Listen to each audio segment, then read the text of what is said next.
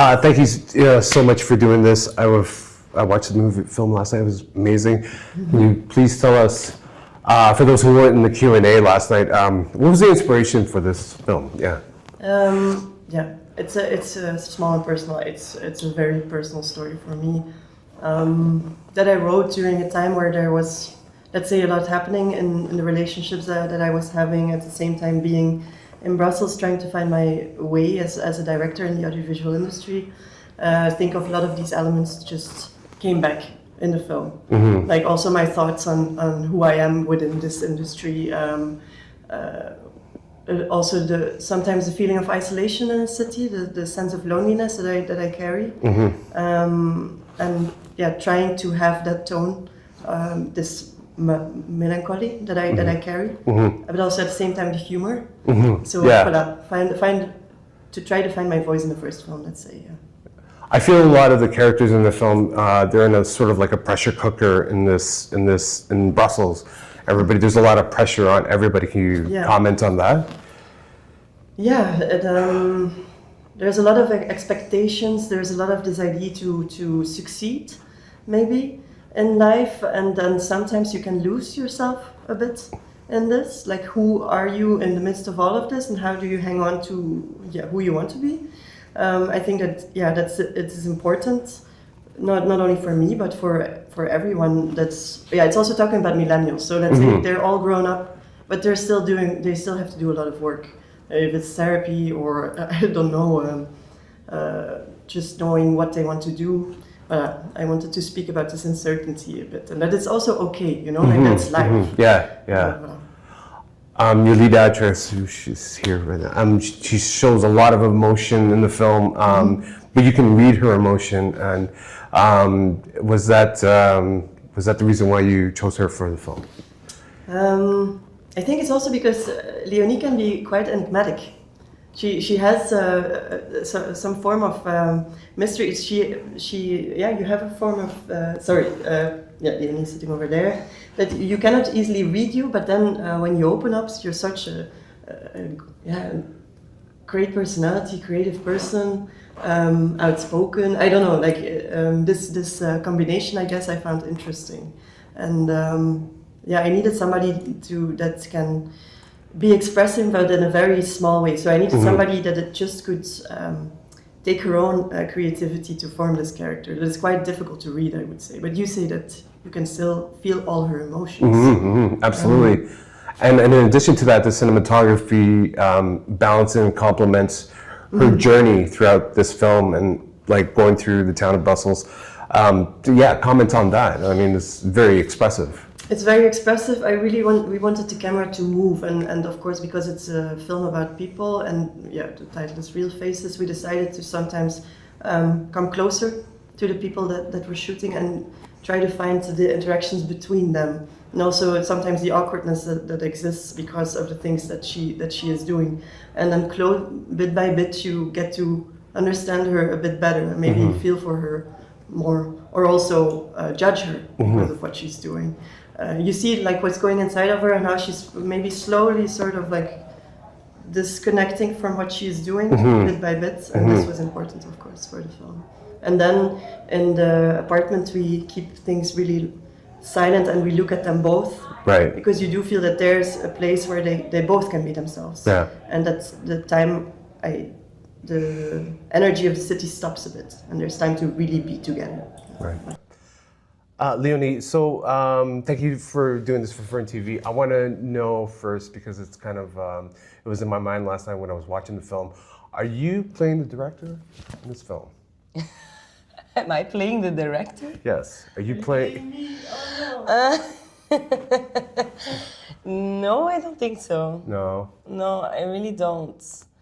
I am certainly playing, like she said before, I'm playing this archetypical millennial girl woman, I think, which we all carry within us in some parts. And I think a lot of inspiration from our own lives is in her. But no, I'm not playing the director. No. You said last night you were sort of like frustrated with your character in the film, that you wanted her to speak in certain points. Yeah, you can explain that, and what's it like to play a character that you wish had more oomph to her or more courage? Yeah. So I think I do have to say that the more I see the film, the more compassion I feel for Julia. And I think my annoyance with her really came because I relate.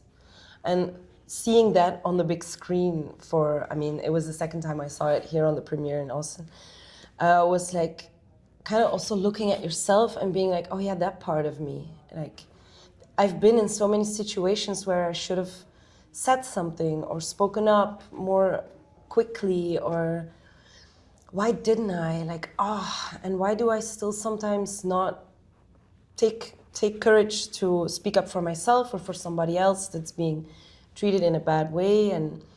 But it's also about all these generational traumas being passed on, of not being able to speak about emotions and being very quiet. I mean, I grew up in a very quiet family where parents don't easily open up about things, and that's just kind of frustrating because I have my own performance work where I really try to tackle this and how we can connect to other people and open up and talk. Let's talk. Right. So I think it's very connected to everything what I do right now. So that's why the part was also very challenging. Nice. Yeah, I spoke to the director about the pressures that every character goes through in this film, and especially Julia, and especially the pressure that the director is putting on Julia. So, I mean, comment on like that pressure cooker feeling within this whole film. Yeah, I mean, that was horrible. Even while we were shooting this, I kind of prepared in a way that I kind of cut off social contact in the weeks before, to really feel that sense of being lonely. Yeah. Again, and then going into this shooting, and when we shot these scenes, going home afterwards, it was so draining also for me personally. I don't know, in my personal life, when something happens to me like that, even if it's like my supervisor or something, I mean, I've had other jobs, and this is my first big acting job in film, so I've been working in a notary office. I mean, when my superior would do that to me, I wouldn't, you can read it on my face, or I would say something back, like, meh, I mean, I don't think that's fair. And then not doing that is just like, so yeah, frustrating again. I don't know. I don't know. I also, it helped to be directed in those parts, because Leonie would also, like, we would talk about how she would go into it, and like, it's really putting it, interiorating all of this and not really saying something back, but so much was going on inside, and trying to still get that out there with looks and with the camera taking me. Of course, I mean, everything is in the editing also.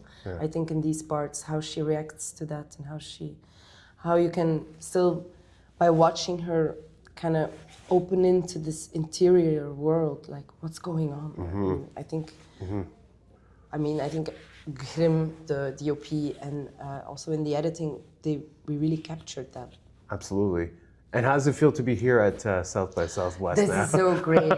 My God. I mean, yeah, it's amazing. It's very overwhelming because everything's so huge and big, but people are so nice. And I mean, these Q&As that we had, all three of them were amazing. People vocalize what they think about the film, and this is something I'm not used to, and this is super nice to receive and to be able to share this film with people and then get reactions. And I mean, that's what we do it for, right? To open up this conversation, and we've succeeded in doing that here, I feel, and that is the most beautiful thing that I take home.